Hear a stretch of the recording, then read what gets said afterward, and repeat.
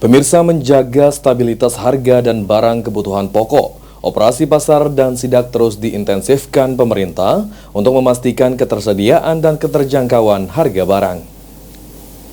Selatan, Bapak Haji Ujang, pihak Provinsi Sumatera Selatan, Ibu Pedi.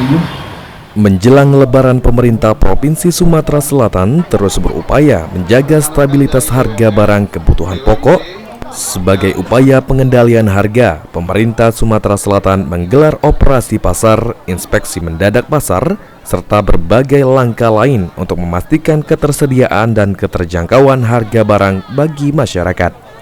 Wakil Gubernur Sumatera Selatan Ci Ujang menjelaskan bahwa operasi pasar ini bertujuan untuk mengantisipasi lonjakan harga yang sering terjadi saat menjelang Lebaran dengan bekerja sama pihak terkait termasuk distributor dan pedagang. Selain operasi pasar juga dilakukan sidak pasar untuk memantau langsung kondisi harga dan stok barang.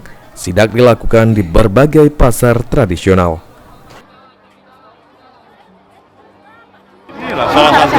Salah satunya ini untuk pengendalian harga kita. Kalau harga di pasar-pasar melonjak, maka Provinsi Sumatera Selatan pasti akan mengadakan pasar murah. Yang terjangkau oleh masyarakat.